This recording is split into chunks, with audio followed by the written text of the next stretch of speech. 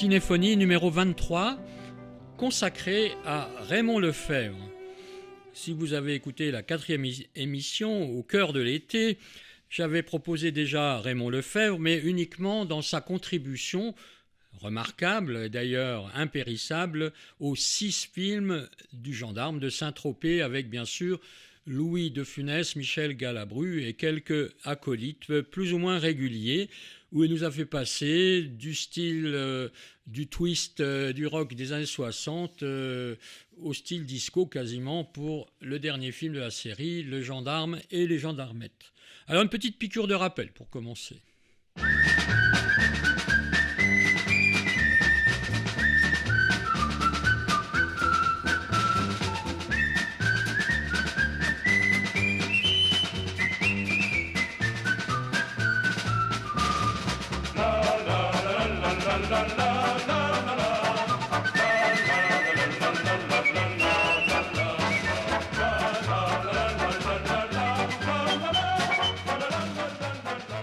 Alors, c'est incontournable, c'est Raymond Lefèvre, évidemment, c'est un aspect de sa production. Et je vous garantis qu'après, il n'y aura plus de gendarmes dans cette émission.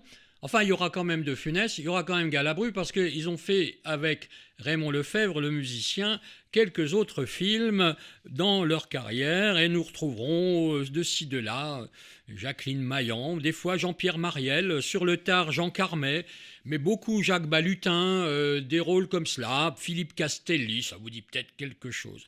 Raymond Lefèvre est né à Calais en 1929. Il fera de solides études musicales de flûte. D'ailleurs, il y a une émission avec Guy Lux, on le voit jouer de la flûte, c'est donc assez intéressant. Du piano, de l'écriture, comme on disait, de l'harmonie au Conservatoire supérieur. Et puis, pour gagner sa vie, très vite, il devient un musicien de jazz, musicien de cabaret, et il commence à arranger, à composer. Raymond Lefèvre, c'est quelqu'un qui, finalement, était assez polyvalent et qui a, somme toute, au total de l'immense production qu'il a laissée, travaillé assez peu pour le cinéma. Mais c'est surtout le chef d'orchestre incontournable à la télévision de 1965 à 1983 à peu près, où chaque semaine il orchestrait, dirigeait une dizaine de chansons. Il estimait qu'il en avait arrangé au moins 2000 au cours de toute sa carrière, surtout avec Guy Lux et quelques émissions qui sont devenues cultes comme le palmarès des chansons, Domino, Cadet Roussel, Chansons et Champions et quelques autres. Il va aussi produire des orchestrations simplement pour des enregistrements. Ce sera le seul orchestrateur de Dalida de 1957 à 1965, au moins une dizaine d'albums. Les premiers albums de Dalida sont orchestrés par Raymond Lefèvre. Il va aussi reproduire des dizaines, moins 40, c'est difficile à compter, des disques de musique instrumentale. C'était très à la mode au début des années 60. Il arrange parfois des classiques, mais c'est surtout des réorchestrations purement instrumentales de tubes de l'époque. Il est en rivalité avec Caravelli, Paul Moria, mais qui est aussi son ami parce qu'ils vont co-signer quelques musiques, Franck Pourcel, un peu l'André Rieu de l'époque. Ça se vendait pas mal, ça se vendait même par millions dans les années 60 et 70. Finalement, ces musiques, c'est quand même synonyme de qualité au niveau de l'orchestration, des timbres, et c'est très écoutable encore aujourd'hui. On en trouve quelquefois dans des compilations, easy listening pour prendre un mot à la mode, et c'est quelquefois réédité, mais rarement dans leur version originale, et ce sont des disques d'ailleurs très recherchés aujourd'hui. Alors maintenant, venons-en à Raymond Lefèvre, compositeur à part entière. Somme toute, il composera très peu. Il ne composera pratiquement pas de chansons, alors qu'il en a orchestré, comme je l'ai dit, au moins 2000. Il va finalement faire assez peu de films, une vingtaine, 20 films, dont 16 avec un seul réalisateur, Jean Giraud. Quand on parle de Jean Giraud, on ne pense pas forcément au cinéma d'art et d'essai, parce que, outre Les 6 gendarmes, vous écouterez quelques extraits aujourd'hui qui sont parmi toute cette production, un peu de série... Allez... LM, on ne va pas aller jusqu'à Z, de ces films qui ont fait quand même les grands jours du cinéma de cette époque. Quelques thèmes musicaux ressortiront et surtout les films sont quelquefois encore diffusés. Je pense par exemple aux Grandes Vacances avec De Funès ou Joe, dont la musique est revivifiée actuellement et dont d'ailleurs la pièce de théâtre vient de ressortir avec entre autres Didier Bourbon. Voici donc quelques films que nous allons écouter. Son dernier succès avec Le Gendarme et Gendarmette, en tout cas sa dernière contribution au cinéma cinéma et avec un certain succès musical, c'est La Soupe aux choux qui est devenue elle aussi culte. Alors, on ne peut pas éviter Raymond Lefebvre comme musicien et musicien lié au cinéma. Il a quand même fait dans sa jeunesse un film avec Jean-Pierre Mocky. Le film s'appelle Les Vierges en 1962. Et oui. Et puis il a fait aussi un film avec Philippe Clair, c'est un petit peu moins séduisant, Fric Frac en dentelle, je crois, et puis quelques autres films au tout début de sa carrière. Mais 16 films sur 20 sont avec le même réalisateur. Alors, je ne vous raconterai pas l'histoire de tous ces films, ce serait un peu long, mais on y retrouve à peu près toujours la même bande d'acteurs, beaucoup avec De Funès en dehors des gendarmes. Voici par exemple un extrait de Faites sauter la banque, film de 1964.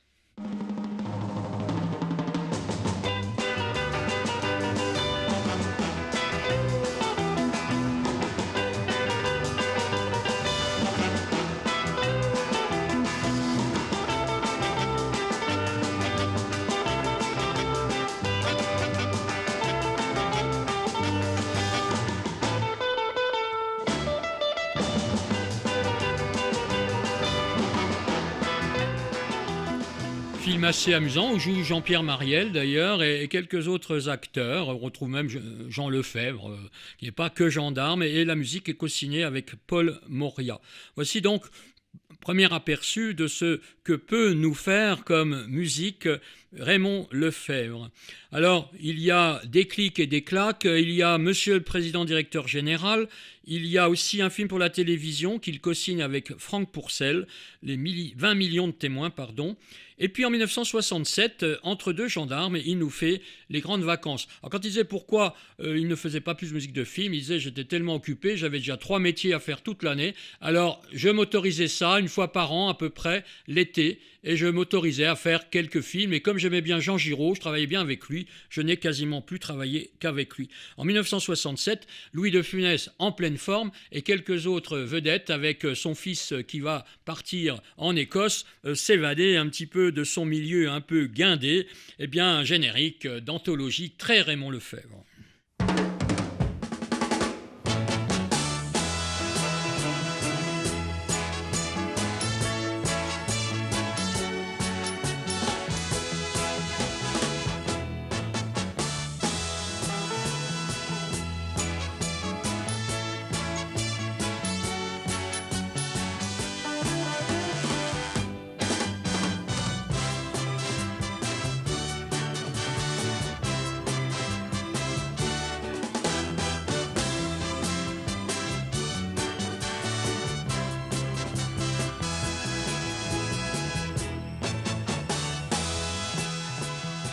Film de Jean Giraud qu'on retrouve avec plaisir et surtout aussi pour les seconds rôles, genre Mario David par exemple, et puis bien sûr Claude Jansac, son éternelle épouse à l'écran que l'on trouve dans beaucoup d'autres films que Les Gendarmes. Ah, voici d'autres thèmes. Alors ça montre aussi la variété d'inspiration que pouvait avoir Raymond Lefebvre, rare encore une fois comme compositeur et presque exclusivement pour le cinéma. Voici un morceau qui est intitulé dans la liste des musiques de ce film, Castagne et Musette.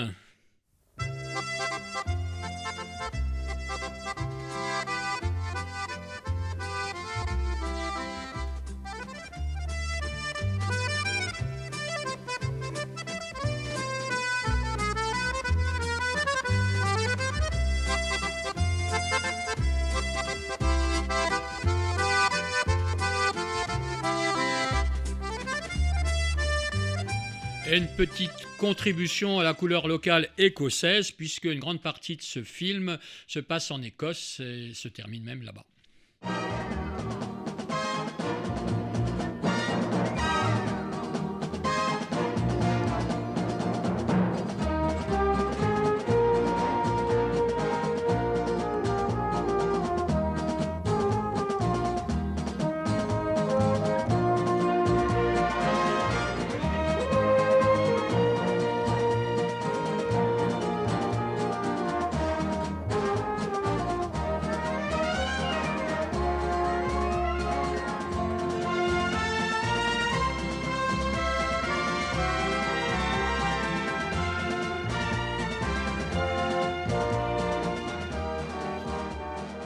tout aussi authentique que les décors, puisque je crois que ce film en Écosse a été tourné en Sologne et on remarque les bus qui roulent à droite et pas à gauche, et puis plein de petites choses qui sont surprenantes.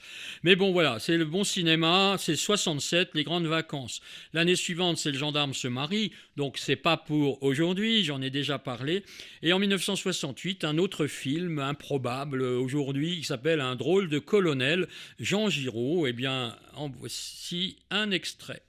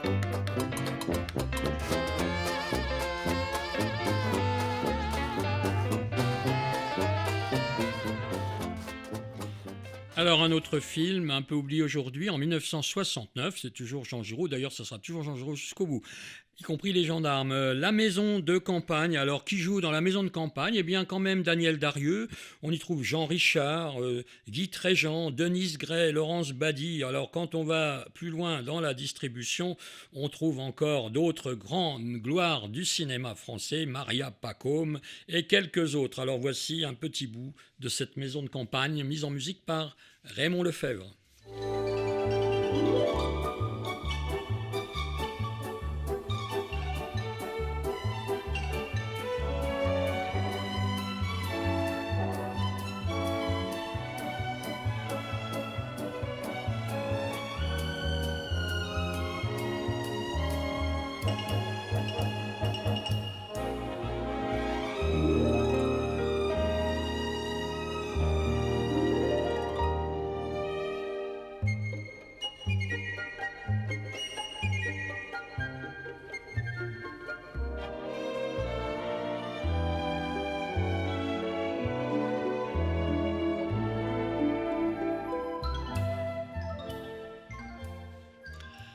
Une des musiques les plus cultes sans doute de Raymond Lefebvre, avec plus tard La soupe aux choux, c'est sans doute celle du film Jo, J-O. C'est une pièce de théâtre adaptée au cinéma par Jean Giraud. On y trouve Louis de Funès, Claude Jansac, bien sûr, son épouse une nouvelle fois. On y trouve dans un petit rôle Michel Galabru, mais on y trouve aussi Bernard Blier, avec des scènes d'anthologie où de Funès et Blier se retrouvent ensemble, et puis plein de petits rôles comme ça. Mais alors la musique est extraordinaire, c'est une espèce de parodie de film noir américain, et côté parodique, eh bien, Raymond Lefebvre sait faire. Il avait d'ailleurs très bien fait une musique dans ce genre-là, dans Le gendarme à New York, où il avait en quelque sorte imité, mais plus qu'imité, la musique de West Side Story de Bernstein dans une scène de poursuite dans les bas-fonds de New York. Voici le générique de Joe. Le moins qu'on puisse dire, c'est qu'on est bien dans l'ambiance.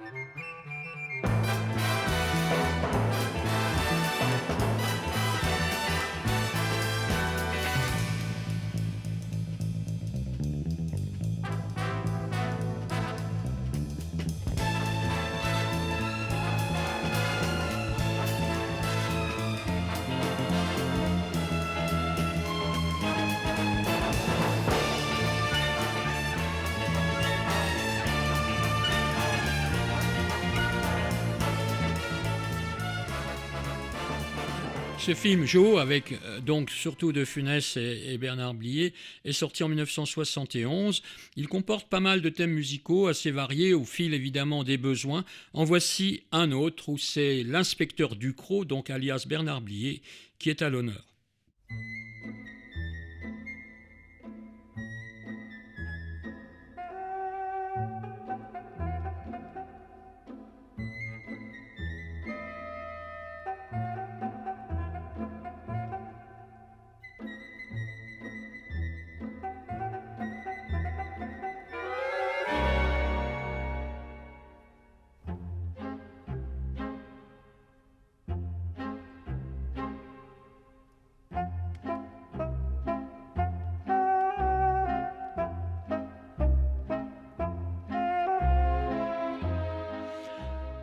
Et on devine assez bien la silhouette bedonnante de Bernard Blier et le petit côté facétieux, mystérieux du sujet, où il soupçonne évidemment de meurtre Louis de Funès. Et je ne rappelle encore que Raymond Lefèvre, parmi beaucoup d'autres musiciens, mais ce n'est pas toujours le cas, est l'orchestrateur à 100% de toutes ces musiques, et on voit qu'il a un savoir-faire. Ici, il met en avant par exemple le basson. Ce n'est pas un instrument qui vient à l'esprit tout le temps, et il y a ces sonorités dans ces musiques qui aujourd'hui s'écoutent beaucoup, même si les films ont parfois cessé d'exister.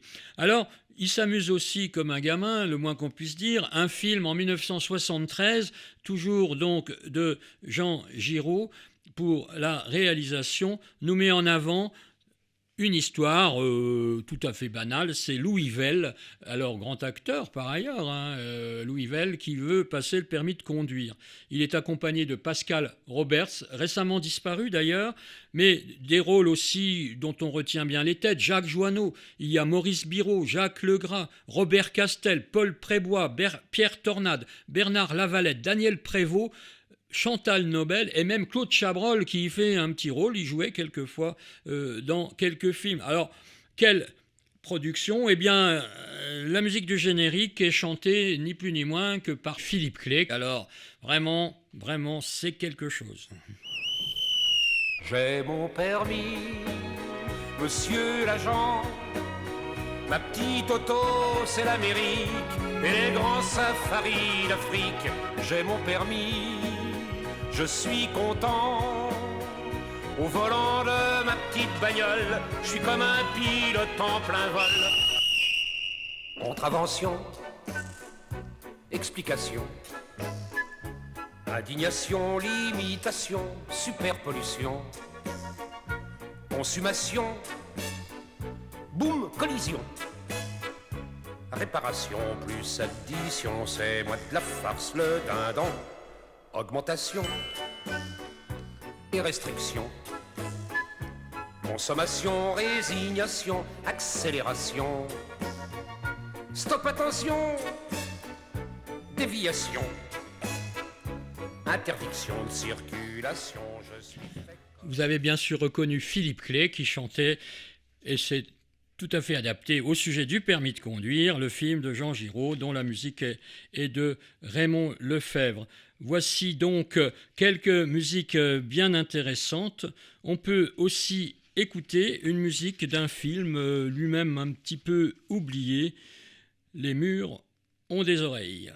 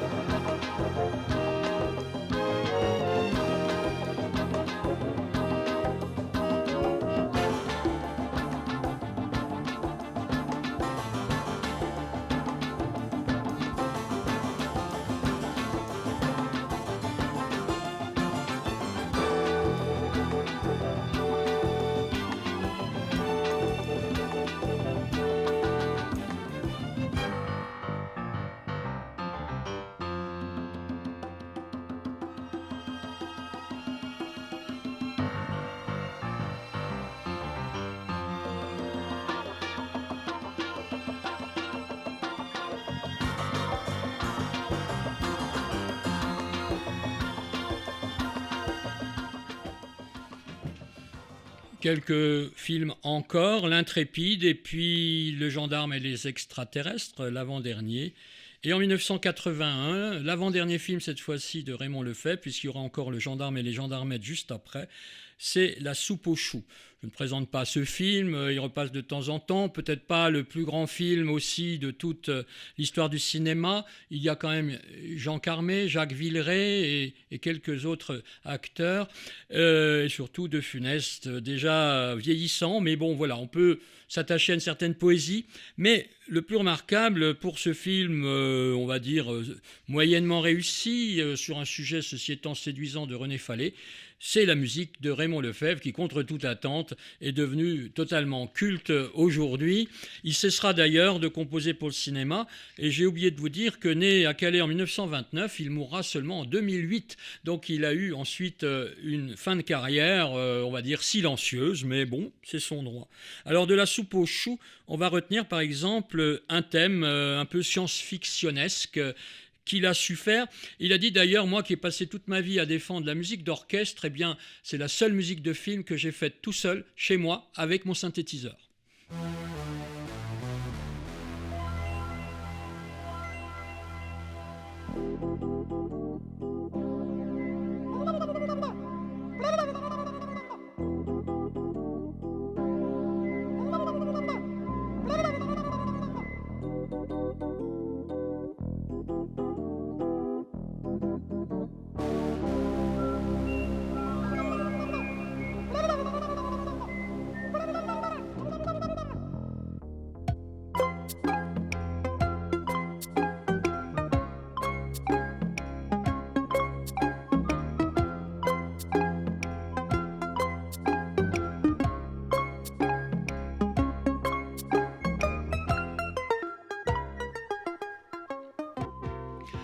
Un thème d'ailleurs inoubliable, un thème sentimental et qui reprend d'autres musiques que l'on entend orchestrées différemment dans ce même film, La soupe aux choux. C'est un thème appelé Solitude, très mélancolique.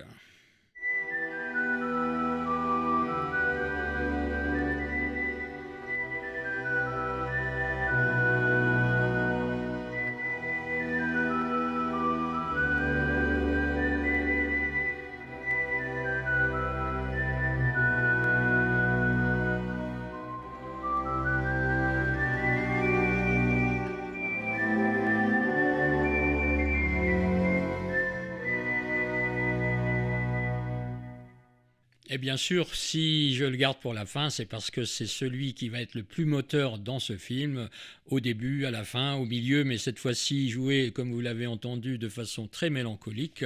Et bien voici le final de La soupe aux choux, un petit feu d'artifice qui n'a pas pris une ride, sur une forme de bourrée pseudo-vergnate électronique.